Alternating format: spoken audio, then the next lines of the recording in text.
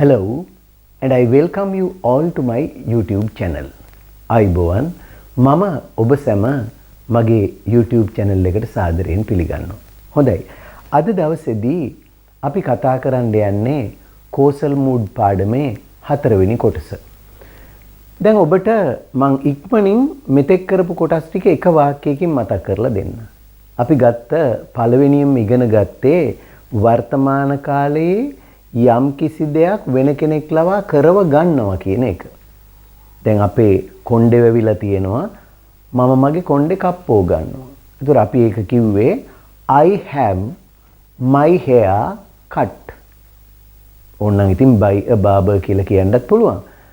I have my hair cut. ඕනනම් මෙහෙමත් කිය හැකියි. I have my hair cut once a month. මම මාසෙකට සැරයක් මගේ කොණ්ඩේ කප්පෝ ගන්නවා. මම නෙමෙයිනේ කපන්නේ. වෙන කෙනෙක් ලවා කරව ගන්නෙ.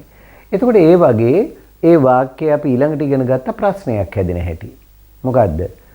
Do you have your hair cut? ඔයාගේ කොණ්ඩේ කප්පව ගන්නවද කියලා. ඔන්න වර්තමාන කාලේ පිළිතුර සහ ප්‍රශ්නය. Do you have your hair cut? ඔයාගේ කොණ්ඩේ කප්පව ගන්නවද?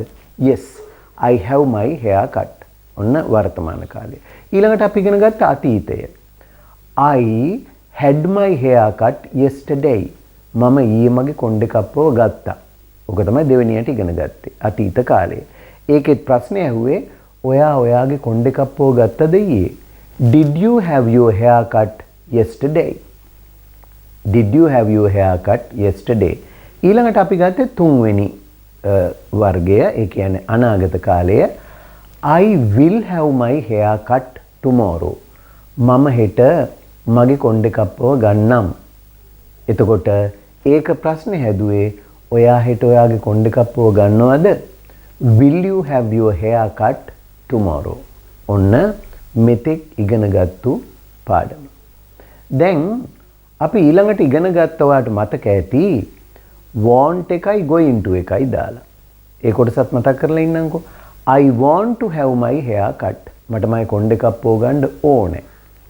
ඒ වගේම අපි ඉගෙන ගත්තා මම මගේ කොණ්ඩේ කප්පව ගන්නයි යන්නේ. I am going to have my hair cut. I am going to have my hair cut. මම මගේ කොණ්ඩේ කප්පව ගන්නයි යන්නේ. ඔන්න ওই ටික තමයි අපි මෙතෙක් කළේ. දැන් අද 4 වෙනි කොටසෙන් මම ඔබට කියලා දෙන්න යන්නේ අර want to එක කොහොමද ප්‍රශ්නෙට ගේන්නේ කියලා. අනිවාර්යයෙන්ම ඉංග්‍රීසි වාක්‍යවලදී ප්‍රශ්නයක් හදාගන්නේ මුලින්ම අර සබ්ජෙක්ට් එක තියෙනවනේ. සබ්ජෙක්ට් එකට පසුව තියෙන verb එක බලන්න. ඒ verb එක තියෙන්නේ බහුවචන ස්වරූපයෙන් නම්. ඒ කියන්නේ මූලික ස්වරූපයෙන් නම්. දැන් I want කියන එක මූලික ස්වරූපය. wants කියලා තිබුණා නම් ඒක ඒකවචන ස්වරූපය. ඒකවචන ස්වරූපයක් නෙමෙයි. s එකතු වෙලා නැති ක්‍රියාපදයක මූලික ස්වරූපයෙන් තියෙනවා නම් ක්‍රියාපදයක් වාක්‍යයක කර්තෘට පසුව එවැනි වාක්‍යයක් ප්‍රශ්නාර්ථයට ගේන්න කරන්නේ මුලින් do දාන එක විතරයි. ක්‍රියා ඒ වාක්‍ය සිසු කොටස් සියල්ලම එහෙම තියෙද්දි මුලට do දානවා. මෙන්න බලන්නකෝ. දැන් අපි කියනවා මට මගේ පරිගණකය අලුත් වැඩියා කරව ගන්න ඕනේ. අපි අද ඒ වාක්‍ය ගමුකෝ. මට මගේ කම්පියුටර් එක අලුත් වැඩියා කරව ගන්න ඕනේ.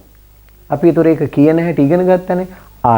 මට අවශ්‍යයි ඕනේ. I want ඊළඟට අනිවාර්යයෙන්ම ගන්නවා have කියන වචනය. අර want එක්කලා have දාද්දී to එක්කලා නෙන්නේ. ඒකින්ද අපි කියනවා කොහොමද? I want to have ඊට පස්සේ ගන්නේ මගේ පරිගණකය කියන එක. I want to have my computer repaired. I want to have my computer repaired. මට මගේ පරිගණකය අලුත් වැඩියා කරව ගන්න ඕනේ. මට මගේ කම්පියුටර් එක අලුත් වැඩියා කරව ගන්න ඕනේ. I want to have my computer repaired. දැන් මේක ප්‍රශ්නෙට ගේද්දි කරන්නේ අර මම හැමතිස්සෙම කිව්වනේ I එක U වෙන්න ඕන කියලා. I එක U වෙනවා. එතකොට want තියෙන නිසා මුලට do දාන්න ඉච්චරයි කරන්න තියෙන්නේ. හොඳට බලන්නකෝ වාක්‍ය දිහා. වාක්‍යයේ I U කළා. ඊට මුලින් do දැම්මා. වෙන මොකුත් වෙනසක් කරන්නේ නැහැ. ඔන්න බලන්න හැදෙන හැටි. Do you want to have අර my එකත් your වෙන්න ඕනේ. දැන් මගේ කම්පියුටර් කියලා අපි උත්තර දෙන්නේ ඔයාගේ කම්පියුටර් කියලා අහද්දිනේ. ඒකින්ද අපි කියනවා මොකද්ද? Do you want to have your computer repaired? Do you want to have your computer repaired? ඔයාට ඔයාගේ කම්පියුටර් එක අලුත් එඩියා කරව ගන්න ඕනද? ඔන්න හැදෙන හැටි. දැන් අපි තවත් වාක්‍යයක් ගමු. Do you want to have your computer repaired? Yes, Father, I want to have my computer repaired. අපි දැන් කතෘ විදියට we කියන එක ගමු. අපිට අවශ්‍යයි මේ කැඩිච්ච වැට හදව ගන්න. දැන් ඕන අපේ වැටක් තියෙනවා මේ වැට කැඩිලා. ඉතින් අපිට ඕන මේ වැට හදව ගන්න කවුරු හරි ලවා. එතකොට අපි කියනවා we want අපිට අවශ්‍යයි to have this broken fence. We want to have this broken fence mended. කැඩිච්ච වැටක් එම හදනවට කියනවා mend කියලා. M-E-N-D mend. එතකොට අපි කියනවා we want to have this broken fence mended. අපිට මේ කැඩිච්ච වැට හදව ගන්න ඕනේ. We want to have this broken fence mended. දැන් ඉතින් ප්‍රශ්නේ හදමු. හරිම ලේසි. මොකද කරන්නේ? අර I එක U කරනවා. එහෙම නැත්නම් V එක U කරනවා. දැන් V කියන්නේ අපිට ඕන, ඔයාලට ඕනද? ඒතකොට ඔන්න ඔයාලගේ තියෙනවා කැඩිච්ච වැට. වැටවල් හදන මිනිහෙක් ඇවිල්ලා මේ ඔයාලට මේ කැඩිච්ච වැට හදව ගන්න ඕනද? ඔයාලට මේ කැඩුණු වැට හදව ගන්න ඕනද? ඒක අහනවා කොහමද? Do you want to have this broken fence mended? Do you want to have this broken fence mended? ඔන්න බලන්න හැදෙන හැටි. ඔයාලට මේ කැඩිච්ච වැට හදව ගන්න ඕනද? Do you want to have this broken fence mended? ඔයාලට මේ කැඩිච්ච වැට හදව ගන්න ඕනද? ඔන්න හැදෙන හැටි. දැන් තව එකක් ගමු. Do you want to have this broken fence mended? Yes, we want to have this broken fence mended. දැන් අපි මෙහෙම අවස්ථාවක් ගමු. ඔන්න ගහක් තියෙනවා වැටිලා පාර හරහා. පාර හරහා ගහක් වැටිලා තියෙනවා. දැන් අපිට මේ ගහ ඉවත් කරව ගන්න ඕන. මොකද වාහනයක්වත් යන්න බෑනේ. ඒ නිසා අපිට මේ වැටිච්ච ගහ ඉවත් කර ගන්න ඕන. කොහොමද කියන්නේ? අපිටනේ අවශ්‍ය. එතකොට අපි කියනවා we want කරව ගන්න to have. We want to have මේ වැටිච්ච ගහ. This fallen tree. We want to have this fallen. දැන් අන්න එතනක් තියෙනවා විශේෂ පාඩමක්. විශේෂණ පදයක්. අර ගහට අපි කියනවා tree කියලා. වැටුණු ගහ කියද්දි වැටෙනවට fall කියලානේ කියන්නේ. fall එකේ අර තුන්වෙනි ස්වරූපේ තියෙන්නේ. fall, fell, fallen. past participle ස්වරූපේ ඕනම ක්‍රියාපදයක මේ past participle ස්වරූපයේ විශේෂණ පදයක් විදිහට නාම පදයකට මුලින් යොදන්න පුළුවන්. ඒ ගැන පාඩමක් මම පසුව ඔබට කියලා දෙන. දැනට මතක තියාගන්න වැටුණු ගහ නම් fallen tree. දැන් ආයෙත් වාක්‍ය බලමු. We want to have this fallen tree removed. We want to have this fallen tree removed. අපිට මේ වැටිච්ච ගහ ඉවත් කරව ගන්න ඕන. We want to have this fallen tree removed. ඒතකොට දැන් ප්‍රශ්නේ හදමු. ඔයාලට මේ වැටිච්ච ගහ අයින් කරව ගන්න ඕනද? ඔයාලට මේ වැටිච්ච ගහ අයින් කරගන්න ඕනද? අයින් කරව ගන්න ඕනද? අපි මේ ගස් කපලා අයින් කරලා දෙන්න කියලා කවුරු හරි අහනවා. ඒතකොට කොහොමද අහන්නේ? Do you want to have this fallen tree removed? Do you want to have this fallen tree removed? ඔබට මේ වැටුණු ගස ඉවත් කරවා ගන්නට අවශ්‍යද? Do you want to have this fallen tree removed? ඔබට මේ වැටිච්ච ගහ ඉවත් කරව ගන්න ඕනද? Do you want to have this fallen tree removed? ඔන්න යෙදෙන හැටි. Do you want to have this fallen tree removed? Yes, we want to have this fallen tree removed. හොඳයි බලන්න ඊළඟ අවස්ථාව. මට මගේ හඳහන බලව ගන්න ඕනේ. I want to have my horoscope read. I want to have my horoscope read. මට මගේ හඳහන බලව ගන්න ඕනේ. I want to have my horoscope read. දැන් ඒක ප්‍රශ්නේ අහනවා කෙනෙක්ගෙන්. අපි දැන් හඳහනත් අරගෙන කවුරු හරි හඳහන් බලන කෙනෙක් ගාවට ගියාම එයා අපෙන් අහනවා ඔයාට ඔයාගේ හඳහන බලව ගන්න ඕනද? ඔයාට ඔයාගේ හඳහන බලව ගන්න ඕනද? Do you want to have your horoscope read? Do you want to have your horoscope read?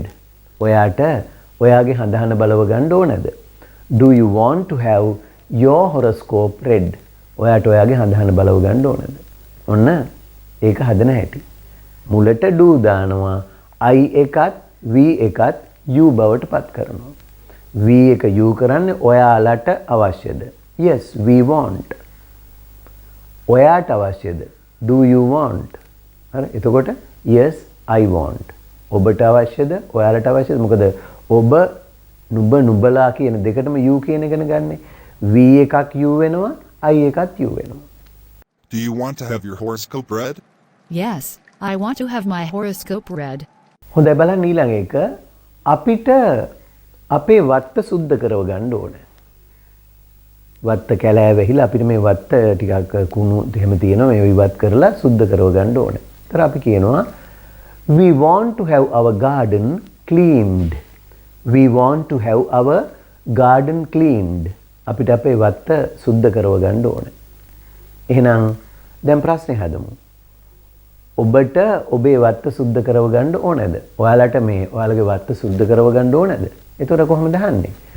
Do you want to have your garden cleaned? Do you want to have your garden cleaned? ඔයාලට ඔයාලගේ වත්ත සුද්ධ කරව ගන්න ඕනද? Do you want to have your garden cleaned? ඔන්න ඔය විදිහටයි අපි want to have එක ප්‍රශ්නෙට ගේන්නේ. Do you want to have ඔයාට කරව ගන්න අවශ්‍යද? Do you want to have your garden cleaned? ඔයාලට ඔයාලගේ වත්ත සුද්ධ කරව ගන්න ඕනද? ඒතර උත්තරේ දෙනවා yes, we want to have our garden cleaned. Do you want to have your garden cleaned? Yes, we want to have our garden cleaned. දැන් ඔය මම ගත්තේ උදාහරණ කීපයක් පමණයි.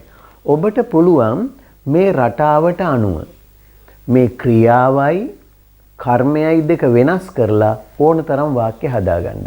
ඒකට මූලික වශයෙන් මේ ගයිඩ් එකක් විදිහට මේ වාක්‍ය ටික මතක තියාගන්න. ඊට පස්සේ ඔබට පුළුවන් වෙනස් කරන්න. ඕනම දෙයක් කියන්න පුළුවන්. දැන් අපිට කාට හරි තරහ ගිහිල්ලා අහන්න ඕන තමුසෙට බෙල්ල ගලව ගන්න ඕනද කියලා. තමුසෙට බෙල්ල ගලව ගන්න ඕනද කියලා නිකන් කෙනෙක් ඕන නැති වැඩ කරන්න දෙද්දි. ඒතර කොහොමද ඒක කියන්නේ? Do you want to have your head knocked off? Do you want to have your head knocked off? අර එතකොට එතනත් අර ප්‍රශ්න අර විදිහමයි. Do you want to have your computer repaired කියලා අහුවා වගේ do you want to have your head knocked off? knock off කියන්නේ මොකක් හරි දෙයක් ගැලවිලා යන්න ගහනවට. knock off කියලා කියන්නේ. එතකොට do you want your head knocked off? තමුසෙගේ බෙල්ල ගලව ගන්න ඕනද කියලානේ අපි සිංහලයේ කියන්නේ. ඒතකොට ඔය වගේ අපිට හිතට එන ඕනම අදහසක් කියාගන්න ඉංග්‍රීසියෙන් බැරි කමක් නැහැ. ඒකට ඉතින් වාක්‍ය රටා ගණනාවක්, වාක්‍ය විදි ගණනාවක් ඉගෙන ගන්න ඕන වචන දැනුමත් එක්කලා. ඉතින් ඒ ඉගෙන ගන්න එක අවස්ථාවක් තමයි මම මේ කෝසල් මූඩ් පාඩමෙන් ඔබට කියලා දුන්නේ. හැබැයි මේ මුල ඉඳලා යන ගමනක් නෙමේ මේ ඉංග්‍රීසි ව්‍යාකරණයේ තැන් තැන් වල වාක්‍ය කීපයක් මම මේ ඔබට ඉදිරිපත් කරන්නේ. ඊටාම සරලව මුල ඉඳලා ඔබ ඇතිතරම් පන්ති කාමරය තුල ඉගෙනගෙන ඇති ඉංග්‍රීසි. මේ දන්න ඉංග්‍රීසි ටික විවිධ අවස්ථාවලදී කතා කරන්න යොදා ගන්න හැටි අපි මේ පාඩම් වලින් කරන්නේ. ඔබට අවශ්‍ය නම් මට පුළුවන් වචනෙන් වචන මුල ඉඳලා ඊටාම සරලව මම පාඩම් මාලාවක් ආරම්භ කරන්න බලාපොරොත්තු වෙනවා. අන්න එතකොට ඔබට පුළුවන් මුල ඉඳලා මේ කොහොමද වචනෙන් වචනෙම විස්තර කරලා මේක කියලා දෙන්න පුළුවන් මට. හොඳයි. එහෙමනම් ඔන්න අපි අද සාකච්ඡා කළේ want to have එක ප්‍රශ්නයට හදන ආකාරය.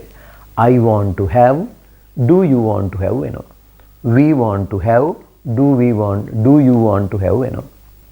We want to have, do you want to have වෙනවා. හොඳයි. එහෙමනම් ඔය want to කියන එක භාවිත කරන ආකාරය අපි ඊළඟ පාඩමේදී ඉගෙන ගමු going to කියන එක යෙදෙන හැටි. going to have කියන එකත් ඊට පස්සේ අපි ඉගෙන ගන්න යන්නේ ප්‍රශ්න පදයක්. දැන් මේ ඉගෙනගත්ත සියලුම ප්‍රශ්න yes no question. ඕ නැද? එහෙම නැතුව අපිට මෙහෙමත් අහන්න වෙනෝනේ. ඔයාගේ වාහනේ සර්විස් කරවගන්නේ කොහෙන්ද? අන්න එතකොට අර yes no question එක මුලට ප්‍රශ්න පදයක් දානවා. Where do you have your car serviced? Where do you have your car serviced? ඔයාගේ කාර් එක සර්විස් කරවගන්නේ කොහෙන්ද? අන්න ඒ වගේ ප්‍රශ්න හැදෙන හැටි ඊළඟ පාඩම් වලදී අපි ඉගෙන ගමු. එහෙනම් මේ ඊටාම කෙටියෙන් පොඩි වෙලාවක් තුලදී ඔබට නැවත නැවත බලලා මේ වාක්‍ය ක්‍රමය ඉගෙන ගන්න උත්සාහ කරන්න. ඔබට පුළුවන් නම් තව මේ වගේ ඔබ හිතන වාක්‍ය ලියන්න. ලියලා මේ පහළ කමෙන්ට් එකට දාන්න. වැරදි තිබුණොත් මම නිවැරදි කරලා දෙන්න. හොඳයි. එහෙමනම් අදට මම ඔබෙන් සමුගන්නවා. ඊළඟ පාඩමෙන් නැවතත් හමු වෙන බලාපොරොත්තු වෙන. Goodbye and good luck.